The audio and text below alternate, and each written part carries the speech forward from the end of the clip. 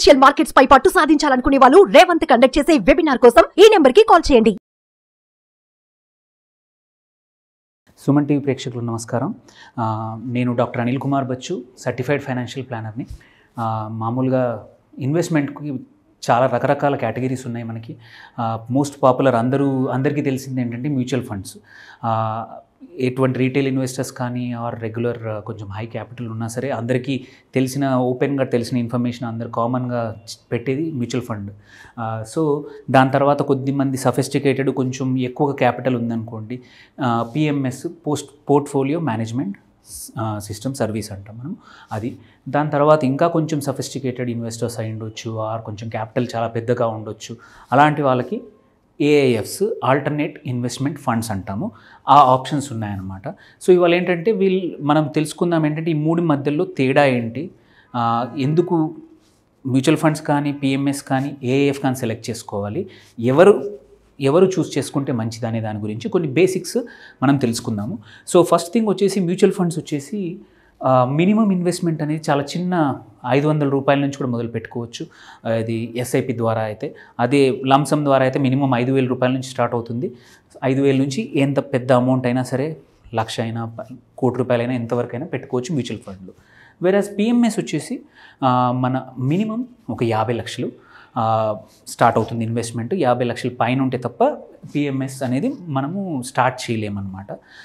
Then whereas ఏఎఫ్కి వచ్చామనుకోండి, alternate investment fund, 1 crore minimum అనమాట క్యాపిటల్. మినిమం 1 crore క్యాపిటల్తో మనం ఇన్వెస్ట్మెంట్ స్టార్ట్ చేయొచ్చు.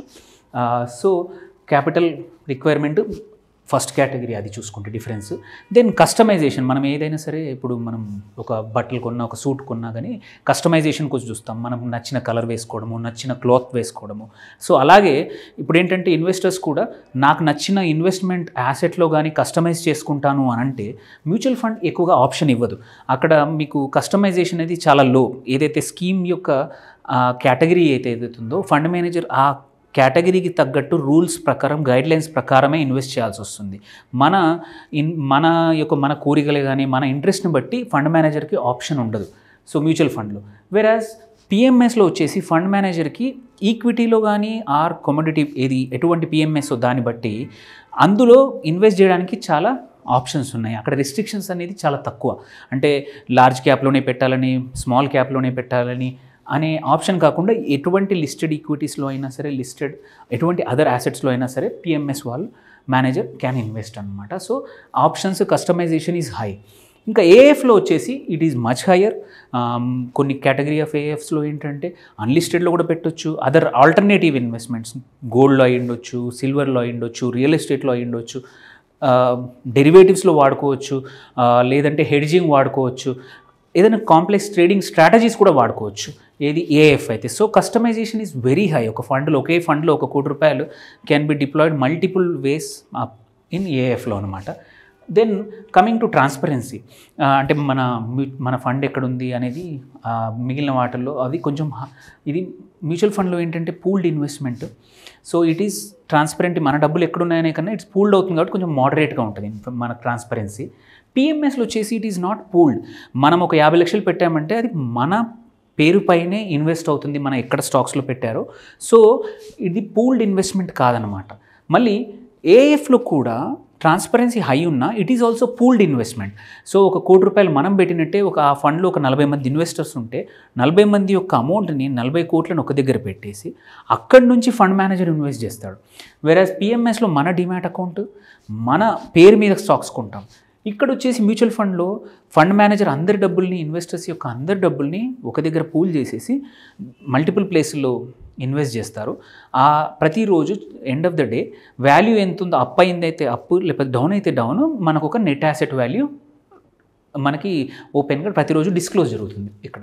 దెన్ మోస్ట్ ఇంపార్టెంట్ థింగ్ ఏంటంటే మనం ఏ ఇన్వెస్ట్మెంట్కున్నా చూసుకోవాల్సిన క్యారెక్టర్ రిస్క్. సో మ్యూచువల్ ఫండ్కి రిస్క్ వచ్చేసి మోడరేట్ రిస్క్. అంటే మనకు ముందే తెలుస్తుంది ప్రతి మ్యూచువల్ ఫండ్ స్కీము ఎటువంటి రిస్క్ అనేది, ప్రొఫైల్ ఏంటనేది ఇన్వెస్టర్స్కి ముందే చెప్తుంది, యూజువల్లీ మోడరేట్ రిస్క్కి. వేరేస్ పిఎంఎస్లో మచ్ హైయర్ రిస్క్, ఎందుకంటే మీ స్పెసిఫిక్ పోర్ట్ఫోలియో సెట్ అయి ఉంటుంది అండ్ దాంట్లో రిస్క్ యూజువల్లీ హైయర్ ఉంటుంది. ఏఎఫ్లో కూడా risk is very high. Coming to returns, one of the another important thing ఏంటంటే మనం చూడాల్సింది రిస్క్తో పాటు రిటర్న్స్ ఎలా ఉన్నాయని.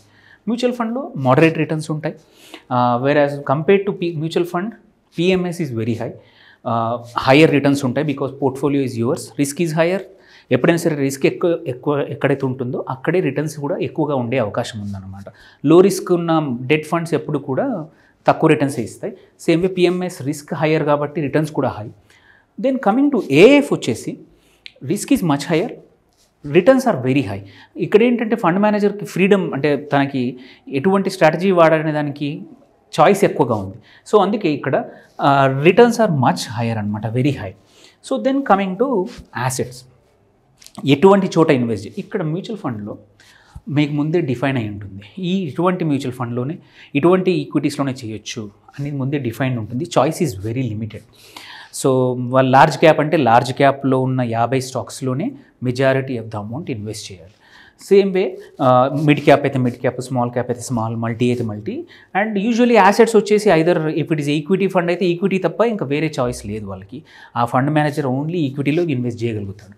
వేరాస్ పిఎంఎస్లో ఏంటంటే అది ఇక్కడ కూడా కొంచెం చాయిస్ తక్కువే, బట్ ఈక్విటీలో కూడా ఎటువంటి ఈక్విటీ అనేది ఇక్కడ పెద్దగా రిస్ట్రిక్షన్ ఉండదు. మన యొక్క రిస్క్ ప్రొఫైల్ని బట్టి మనం పిఎంఎస్ మనకు ఒక కస్టమ్డ్ పోర్ట్ఫోలియో కావాలంటే ఫండ్ మేనేజర్ క్రియేట్ చేస్తారు.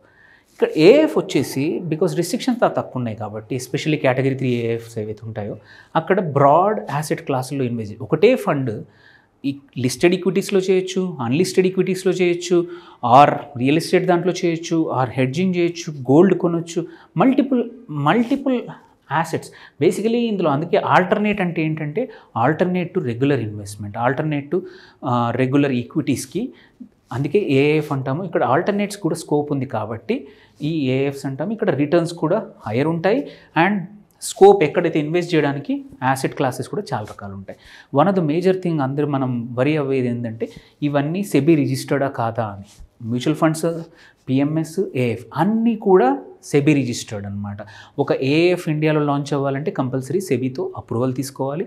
There are set of guidelines, reporting గైడ్ లైన్సే కావచ్చు, ఇన్వెస్ట్మెంట్ గైడ్ లైన్స్, బ్రాడ్గా అన్ని మూడింటికి కూడా గైడ్ లైన్స్ సెటప్ చేసి ఉన్నాయి. సో అందుకోసం ఇన్వెస్టర్ పెద్దగా వరీ అవ్వాల్సిన అవసరం లేదు. సో అంటే ఏదో ఒక కంపెనీ వచ్చి ఏఎఫ్ స్టార్ట్ చేయలేరు ఇండియాలో. సో పక్కా మీరు సపోజ్ ఎవరైనా చెప్పినా కూడా దానికి సెబీ రిజిస్టర్డ్ ఉన్నారా కాదా అనేది మనం తెలుసుకోవడం వెరీ ఈజీ. సెబీ వెబ్సైట్కి వెళ్ళిపోయి ఆ ఏఎఫ్ మేనేజ్మెంట్ కంపెనీ ఏదైతే ఉందో అది ఉందా లేదా తెలుసుకోవచ్చు. వాళ్ళు ఎక్కడ పొజిషన్లో ఉన్నారు, ఏ ఫండ్ లాంచ్ చేస్తున్నారు, అంతా ఇన్ఫర్మేషన్ తెలుసుకోవచ్చు. సో దీస్ 2 ఆర్ ఫర్ ఎవరికి అంటే కొంచెం నెట్వర్క్ ఎక్కువ ఉన్న వాళ్ళకి. మ్యూచువల్ ఫండ్ వచ్చేసి రీటైల్, ఇది రీటైల్ కస్టమర్స్కి. వేరాజ్ పిఎంఎస్ అండ్ ఏఎఫ్ వచ్చేసి హెచ్ఎన్ఐస్కి పనికొస్తుంది.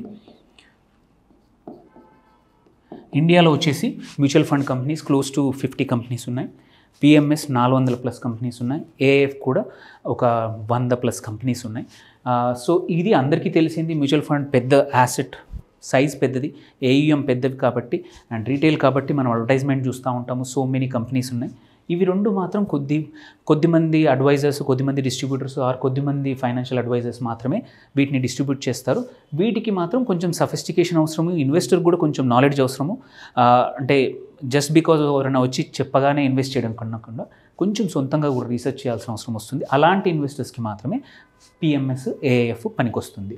సో ఇది అండి మన మ్యూచువల్ ఫండ్ గురించి, పిఎంఎస్ గురించి, ఏఎఫ్ గురించి చాలామందికి కన్ఫ్యూజన్స్. ఇవి బేసిక్స్ మోరార్లెస్ కవర్ చేసింది ఏంటంటే డిఫరెన్సెస్ ఏంటి, ఎటువంటి ఇన్వెస్ట్మెంట్, ఎటువంటి యాసెట్ క్లాసు, రిటర్న్స్ ఎలా ఉంటాయి అనేది. హోప్ఫుల్లీ ఈ కంపారిజన్ వల్ల మీకు ఏమైనా డౌట్స్ ఉన్నాయి క్లియర్ అయ్యి ఉండొచ్చు. థ్యాంక్ యూ అండి. థ్యాంక్ యూ ఫర్ లిజనింగ్ అండి.